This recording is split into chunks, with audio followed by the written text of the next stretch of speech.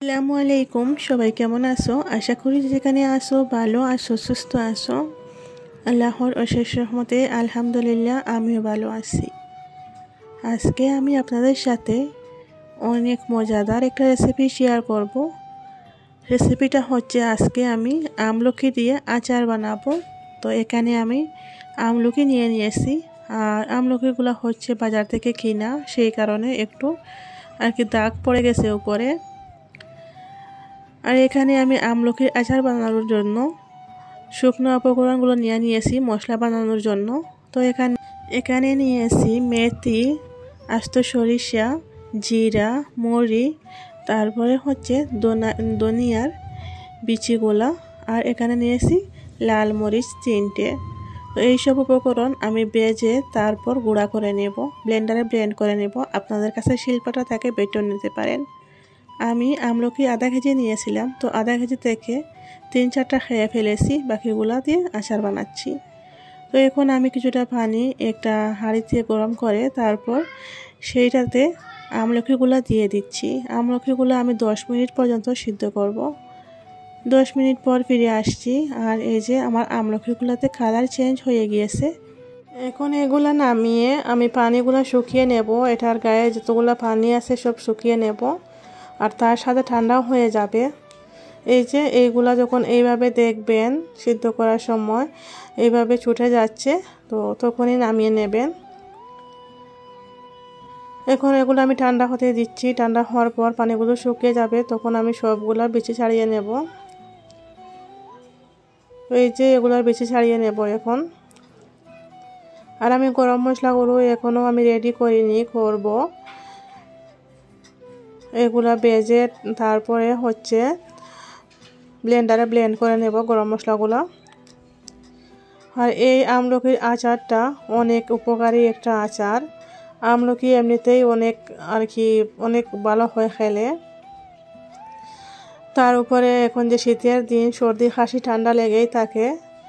সর্দি কাশি, ওইসব গ্যাস, তারপরে আরও অনেক কিছুর জন্য আমলকি অনেক উপকারী একটা ফল। তো আপনারা আমলকি এইভাবে আচার বানিয়ে খেয়ে দেখবেন, বা এমনিতেও খেয়ে দেখবেন, অনেক ভালো হয় শরীরের জন্য। এখানে আমি 6টা কাঁচামরিচ নিয়েছি আর কয়েকটা রসুনের কোয়া নিয়েছি। আর এই যে আমলকির বিচিগুলা দেখতে কত সুন্দর লাগছিল, সেই কারণে আমি একটু ভিডিও করে নিলাম, ভাবলাম আপনাদের সাথে শেয়ার করব। অনেক সুন্দর লাগছিল বিচিগুলা। তো এখন আমি মশলাগুলা ভেজে নেব। এখানে সবগুলা মশলা আমি এক এক করে দিয়ে দিচ্ছি। আমার কাছে গোলমরিচ ছিল না, সেই কারণে আমি গোলমরিচ দেইনি। গোলমরিচের পাউডার আছে, সেটা আমি ব্যবহার করব। আপনাদের কাছে গোটা গোলমরিচ থাকলে এই মশলার সাথে ভেজে নিতে পারেন, তারপর গুঁড়া করে একসাথে ব্যবহার করতে পারেন। আর যদি না থাকে, পাউডারটা থাকলে পাউডারটা দিতে পারেন। তো এখানে আমি এগুলো ভালো করে ভেজে নিচ্ছি। আর এই যে ভাজা হয়ে গেছে, কালারটা চেঞ্জ হয়ে গিয়েছে। যখন দেখবেন সরিষাগুলো ফুটে উঠতেছে, তখনই বুঝবেন যে এটা ভাজা হয়ে গিয়েছে। তো এগুলো আমি নামিয়ে ঠান্ডা করতে দিয়ে দিয়েছি। আর এদিকে কড়াইতে তেল দিয়ে দিচ্ছি, সরিষার তেল। সরিষার তেল দিয়ে যে কোনো আচার বানালে আচারের টেস্টটা অনেক ভালো হয়। আর এই যে এগুলো ব্লেন্ড করে নিয়েছি। কাঁচামরিচ আর রসুনের কোয়াগুলো আপনারা না দিলেও হবে, আমি দিচ্ছি কারণ আমার কাছে আচারের মাঝে একটু জাল হলে খেতে ভালো লাগে, সেই কারণে দিয়েছি।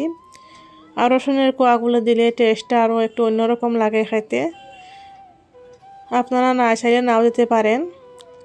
তো আমি তেল গরম হওয়ার পরে আমলকি আর রসুন একসাথে দিয়ে কিছু সময় নাড়াচাড়া করে ঢাকনাতে ঢেকে রেখে দিয়েছি।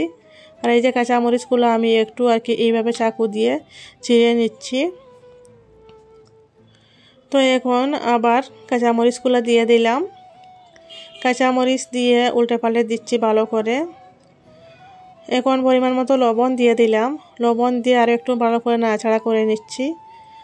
আর এখানে আমি 2 চামচ চিনি দিয়ে দিয়েছি। 2 চামচ চিনি, আধা কাপের মতো হয়েছে। আধা কাপের মতো চিনি দিয়েছি, দিয়ে ভালো করে নাড়াচাড়া করে নিচ্ছি। আমি সবগুলো উপকরণ দিয়ে একবারে দিয়ে আর একবার ভালো করে নাড়াচাড়া করে নেব, যাতে সবগুলো উপকরণ আমলার ভিতরে ঢুকে ভালো করে। আর এখানে আমি হিং দিয়েছি একটু। তারপরে এই যে গোলমরিচের পাউডার দিয়ে দিলাম। এখন আমি বাকি মশলাগুলো যেগুলো বানিয়েছি সেগুলো দিয়ে দিয়েছি। আমি সবগুলো মশলাই দিয়ে দিয়েছি এখানে। আপনারা যদি বেশি বানান তাহলে মশলাটা আরও একটু বাড়িয়ে দিতে পারেন, আর কম বানালে আরও একটু কম দিতে পারেন। মশলাগুলো দিয়ে আমি ভালো করে মশলার সাথে মিক্স করে নিচ্ছি। আর গ্যাসের ফ্লেমটা মিডিয়াম রেখেই করতেছি, না হলে আবার আচারটা খেতে মজা লাগবে না, পুরা পুরা হয়ে যাবে। তো একদম ভালো করে মিক্স করতেছি। 2 থেকে 3 মিনিট পর্যন্ত আমি এইভাবে চামচ দিয়ে নাড়াচাড়া করে নিয়েছিলাম। আর আমলাটাও আপনাদেরকে দেখেছি কতটা সিদ্ধ হয়েছে, একেবারে সুন্দরভাবে সিদ্ধ হয়ে গিয়েছে। তো আমি 2-3 মিনিট পর্যন্ত ভালো করে নাড়াচাড়া করে নিয়েছি। সবটা আপনাদের সাথে শেয়ার করলে ভিডিও বেশি লম্বা হয়ে যাবে, তাই আমি একটু স্কিপ করে দিয়েছি। আর এই যে আমার আচারটাও রেডি হয়ে গেছে। এখন আমি একটা প্লেটে সার্ভ করে নিচ্ছি। আপনারা হয়তো দেখে বুঝতে পারতেছেন কতটা লোভনীয় হয়েছে আচারটা। সত্যি অনেক মজা হয়েছিল। আর এই আচারটা রোদে দেওয়ার ঝামেলা ছাড়াই, রোদে দেওয়া লাগবে না, এমনিতেই আপনারা অনেক দিন খেতে পারবেন, খারাপ হয় না। আমি এই আচার আগে একবারও বানিয়েছিলাম, আজ থেকে 2 বছর আগে, তখনই অনেক মজা হয়েছিল। তো এই আচার আমার ছেলের অনেক বেশি পছন্দ হয়েছে, কারণ আমি এটা বানানোর পর খেয়ে তারপরে বয়স দিচ্ছি। এখন আমি একটা জারে নিয়ে নিচ্ছি আচারগুলা। ঠান্ডা হওয়ার পরে জারে নিয়ে তারপরে এখানে আমি ভিনেগার দিয়ে দিচ্ছি। এই যে এই চামচতে 2টা চামচ ভিনেগার দিয়েছি। ভিনেগার দিলে আচারে অনেক দিন আচার ভালো থাকে, খারাপ হয় না, সেই কারণে দিয়ে দিয়েছি। আর এই যে আমি জারে ভরে নিয়েছি। আচারের রেসিপিটা কেমন লাগলো অবশ্যই কমেন্ট করে জানিও। আর একবার হলেও এইভাবে ট্রাই করে দেখিও, অনেক মজা লাগে খেতে।